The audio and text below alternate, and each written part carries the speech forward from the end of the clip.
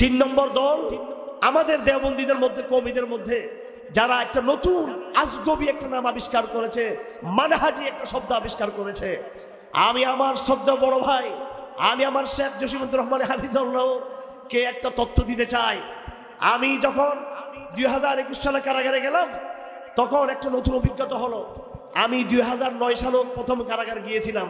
শেখ হাসিনা সরকার ক্ষমতায় এসে সর্বপ্রথম বাংলাদেশে জায়গা গ্রেফতার করেছে তিনি হলাম আমি।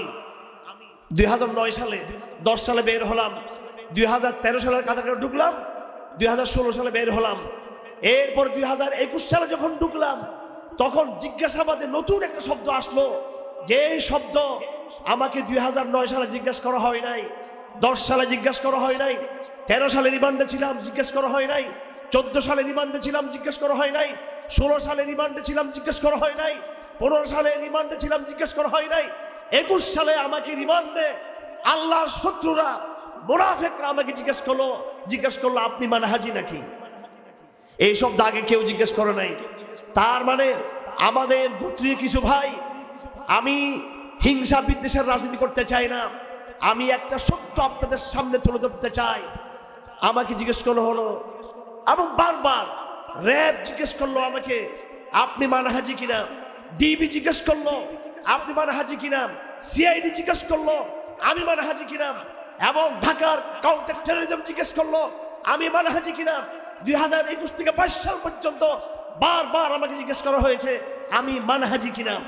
মানহাজি একটা শব্দ হলো যেটা আমাদের পক্ষ থেকে আমাদের কিছু উলামায়ে কেরাম তারা জঙ্গি বললে তাদেরকে মানুষ খাবে না, খারেজি বললে মানুষ খাবে না, ওনারা একটা শব্দ আবিষ্কার করলেন, মানহাজি একটা শব্দ আবিষ্কার করলেন।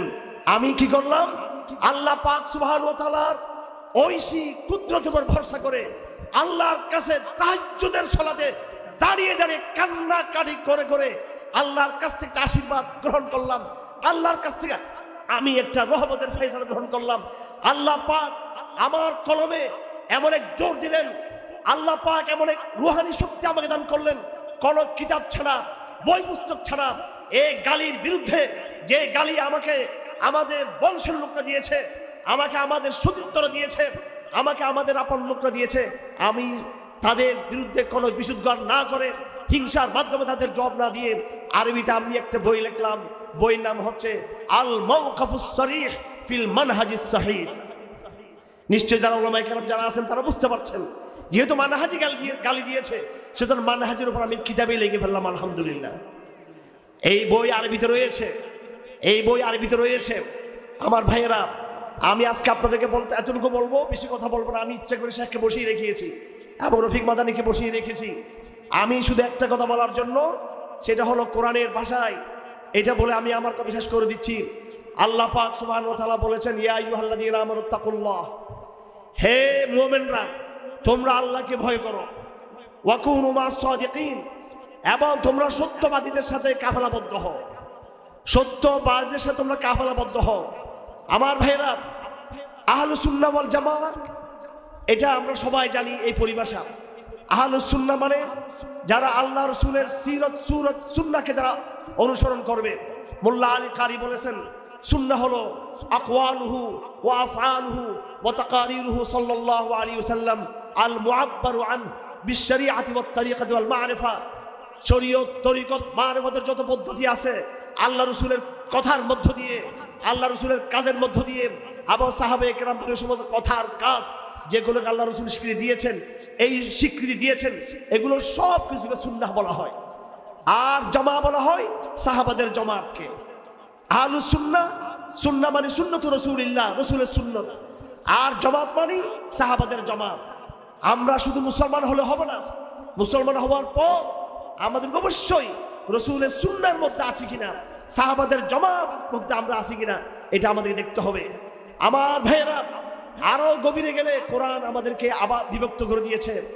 কোরআন শরীফ সামনে খুলে রাখুন, দেখবেন কোরআন প্রথমে মানব জাতিকে দুই ভাগে ভাগ করেছে, একদিকে মুমিন আর একদিকে কাফের।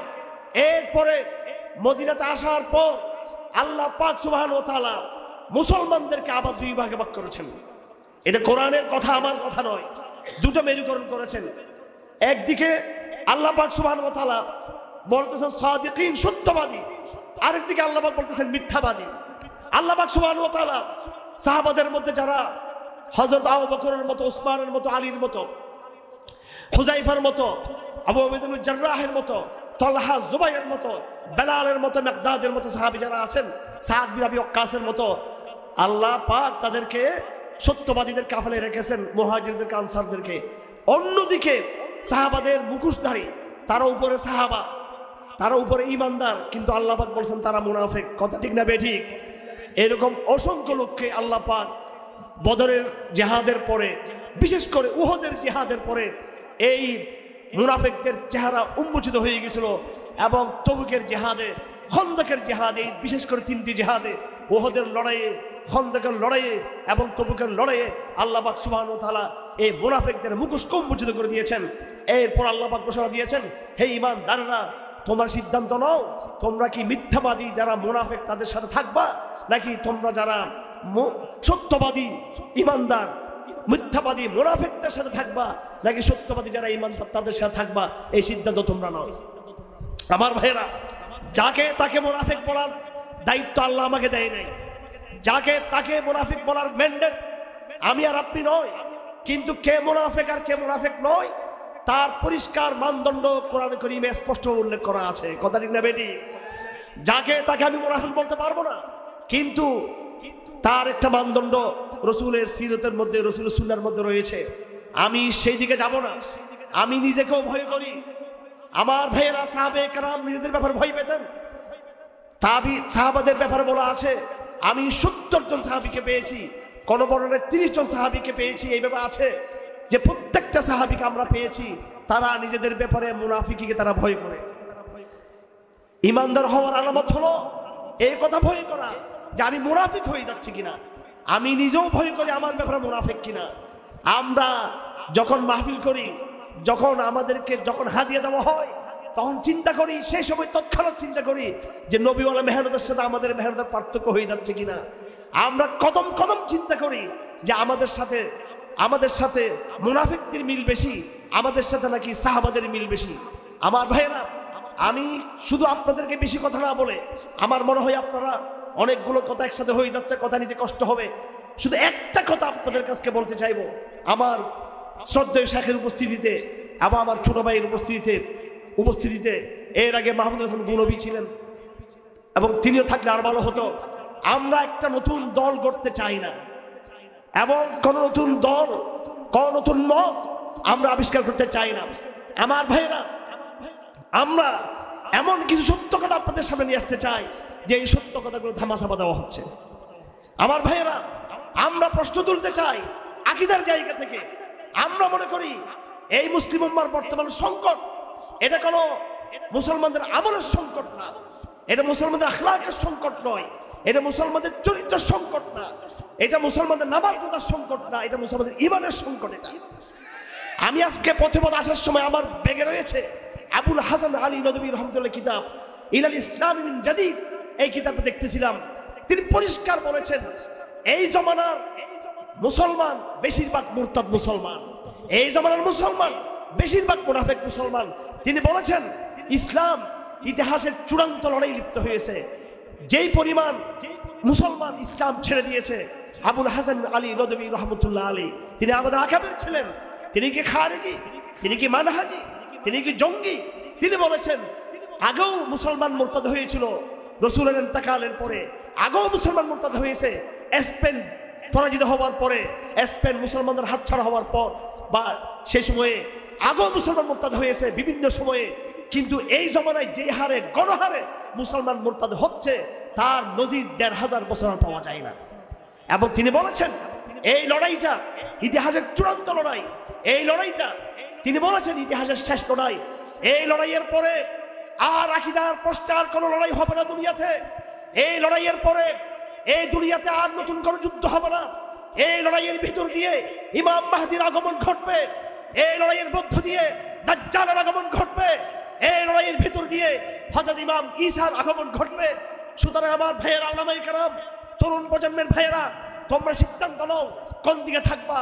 আমির বলে গেছেন ওয়ালান তাজাল হাযিহিল উম্মাহ কায়মাতান আলা আমরিল্লাহ। এই উম্মাহ আল্লাহর দ্বীনের উপরে, তাওহীদের উপরে, আকীদা এবং জিহাদের উপরে, দাওয়াত এবং সহিহ মানহাজের উপরে একটা জামাত থেকেই যাবে। লা ইয়াদুরুহুম মান খাযালাহুম, মানুষ যদি তাদেরকে সাহায্য না করে তাদের কোনো ক্ষতি হবে না। হাত্তা ইয়াতি আমরুল্লাহ, আল্লাহ পাক শেষ পর্যন্ত তাদেরকে বিজয় করবে। আমার ভাইয়েরা, এটাকে বলা হয় আত-তাইফাতুল মানসুরা। শুধু আহলে সুন্নাহ ওয়াল জামাত মনে করে নিজেকে ইয়ে করলে হবে না। সত্যিকার আপনি আহলে সুন্নাহ কিনা, সত্যিকার নবীর আদর্শ আছে কিনা আপনার মধ্যে, সত্যিকার আপনি আল জামা কিনা, সাহাবার আদর্শ আছে কিনা। সাহাবা বুঝি আমরা, সাহাবা কাকে বলে? সাহাবা কিনা আমরা? সাহাবা হলে আপনি জামা, আর রাসূলের যদি আদর্শ থাকে তাহলে আপনি সুন্নাহ হবেন। এরপরে আপনি আত-তাইফাতুল মানসুরা কিনা। আল্লাহ পাক ওয়াদা করেছেন কিয়ামত পর্যন্ত আল্লাহ পাক মুজাহিদদের জামাতকে সাহায্য করবে। এই কথাই আমি কোরআনের ভাষায় বলতে চেয়েছিলাম। আল্লাহ পাক বলেন, ইয়া আইয়ুহাল্লাযীনা আমানুত্তাকুল্লাহ ওয়া কুনু মা'আস সাদিকিন, হে ঈমানদাররা, ঈমান আনো, আল্লাহকে ভয় করো এবং তোমরা সত্যবাদীদের সাথে হও। আমি আর বেশি কিছু বলবো না, যা বলেছি তা এনাফ, তা যথেষ্ট। এবার আপনি সিদ্ধান্ত নেবেন আপনারা কার সাথে থাকবেন। আপনারা ব্যক্তি জসিমুদ্দুর রহমানের সাথে থাকার কথা আমি বলছি না, ব্যক্তি হারুনেসার, গুনবী আবদুল্লাহ, রফিক মাদানী বা অন্য কারোর সাথে কোন ব্যক্তির সাথে থাকার কথা বলছি না। আমরা আমাদের আকাবেরদের মধ্যে ব্যক্তি কাসিম নানতবি, ব্যক্তি শহীদ আহমদ শহীদ, ব্যক্তি আশরাফ আলী থানবী, ব্যক্তি ইসমাইল শহীদের কথা আমরা বলতে চাই না। কোন ব্যক্তির কথা বলবো না, কোন ব্যক্তি মাসুম নয়। কিন্তু অবশ্যই আপনি চিন্তা করবেন জামাত হিসেবে কারা সত্যের কাছাকাছি, সেটা আপনাকে সিদ্ধান্ত নিতে হবে। আপনাকে সিদ্ধান্ত নিতে হবে জামাত হিসেবে ইসলামের দিন, ইসলামকে বিজয় করার জন্য এই আখেরি জমানায় কাদের স্যাক্রিফাইস, কাদের কোরবানি, কাদের ত্যাগ, কাদের বক্তব্য সাহাবাওয়ালা বক্তব্যের সাথে, সাহাবাওয়ালা ত্যাগের সাথে, সাহাবাওয়ালা অবস্থানের সাথে মিল রয়েছে, সেই সিদ্ধান্ত আপনাকে নিতে হবে। আমার ভাইয়েরা, আল্লাহ পাক একদম আখেরি জমানার শেষে আমরা চলে আসছি। এই জমানায় দিকে দিকে আল্লাহ পাক আমার আপনার ঈমানকে রক্ষা করার জন্য হাসিনাকে আল্লাহ পাক 16 বছর রেখেছেন। আল্লাহ চাইলে হাসিনাকে আরো 5 বছর রাখতে পারতো, কিন্তু আল্লাহ পাক সেটা করেন নাই। যেহেতু আমাদের ঈমান একদম ধ্বংসের শেষ প্রান্তে চলে আসছে, আল্লাহ পাক দেখিয়ে দিলেন, আমাদের ঈমানকে রক্ষা করে নিলেন। আল্লাহ পাক একদম হতাশার মুহূর্তে আল্লাহ পাক মানুষকে সাহায্য করে। কথা ঠিক না বেঠিক? হাসিনা 2024 সালে নির্বাচনের মধ্য দিয়ে আমাকে গোয়েন্দা সংস্থার লোকেরা বলেছে, আমি যখন বললাম মামুনুলকে ছেড়ে দিন, তখন এটা মে মাস এপ্রিল মাস ছিল, তখন বলছে সরকার অনেক শক্তিশালী, আপনাদের কাছ থেকে পাত্তা দেন সরকার। এই গোয়েন্দা সংস্থার লোকরা যারা বলেছে সব পালিয়ে গেছে এখন। তারা সবাই দেখুন, তারা কিন্তু আশা করে নাই। তারা কি বলতেছেন? সরকার অনেক শক্তিশালী। আমাকে গোয়েন্দা সদর দপ্তরে ডেকে বলা হয়েছে সরকার অনেক শক্তিশালী। এই কথা বলা হচ্ছে এই মে মাস এপ্রিল মাসে বলা হচ্ছে, সম্ভবত তখন রমজান মাস ছিল, যে সরকার অনেক শক্তিশালী, সরকার আপনার দাবিকে পাত্তা দেয় না। এই কথা বলার মে, জুন, জুলাই, আগস্ট 4 মাসের মাথায় এই সরকারকে আল্লাহ পাক ফেরাউনকে যেমন ডুবিয়ে মেরেছে, এই সরকারকে আল্লাহ পাক এইভাবে লাঞ্ছিত করে, পদচ্যুত করে, ক্ষমতাচ্যুত করে ধ্বংস করে দিয়েছে আল্লাহ পাক। অথচ মাত্র 4 মাস আগে বলতেছে সরকার অনেক শক্তিশালী। আপনাদের ডিমান্ড আমরা এখন মানব না। আমি জসিমুদ্দুর রহমান হাফিজুল্লাহর জন্য প্রস্তাব দিয়েছিলাম, তার ব্যাপারে আপনারা চিন্তা ভাবনা করুন। আমাকে ধমক দিয়ে বলা হলো যে তাকে তো আমরা জঙ্গি হিসেবে ট্রিট করি, আপনাকে হেফাজত হিসেবে চিনি, আপনি জঙ্গি হতে চাচ্ছেন নাকি আপনি? আজকে যিনি এই কথা বলেছেন তারা আজকে কিন্তু কেউ ক্ষমতার মসনদে নেই। আগামী দিনে আর কোনোদিন তারা এই ক্ষমতার মসনদে ফিরে আসতে পারবে না ইনশাআল্লাহ আজিজ। আমার ভাইরা, অর্থাৎ আল্লাহ পাক আপনাকে শেষ মুহূর্তে সাহায্য করবে, শেষ মুহূর্তে সাহায্য করবে। এই কথার উপর আমাদের আস্থা বিশ্বাস আছে তো আমাদের? আমি আমার কথা শেষ করে দিচ্ছি। আমি যা বলতে যাচ্ছি আপনারা বুঝে নেওয়ার চেষ্টা করবেন। ইয়া আইয়ুহাল্লাযীনা আমানুত্তাকুল্লাহ, হে ঈমানদাররা, আল্লাহকে ভয় করো, সত্যবাদীদের সাথে তোমরা যুক্ত হওয়ার চেষ্টা করো। শুনেন, একটা কথা আমি বলে দিচ্ছি, আমাদের এই আওয়াজ সবসময় শুনতে পাবেন না, আমাদেরকে সবসময় কিন্তু দেখবেন না। আপনারা মনে করবেন না যে আমরা পেশাদার বক্তা, সারা বছর আজকে মাহফিল করে আসছি, এরপরে ডায়েরিতে আবার আগামী বছর মাহফিলের তারিখ নেব। নো, আমরা এরকম কোন মাহফিলের তারিখ নেই না। আমরা পেশাদার বক্তা না, আমরা তাওহীদের আযান দিয়ে যাচ্ছি, জিহাদের ডাক দিয়ে যাচ্ছি, শরীয়তের কথা বলে যাচ্ছি।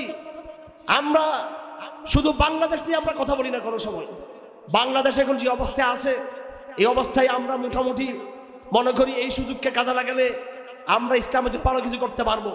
এই মুহূর্তে আমরা খুব এক্সট্রিম, খুব আমরা তাড়াহুড়া করে শর্টকাট বাংলাদেশকে শরিয়া রাষ্ট্র করে ফেলবো, বাংলাদেশকে আমরা খারাপ রাষ্ট্র কায়েম করবো, এই ধর বাচ্চা স্বরূপ কথা বলি না।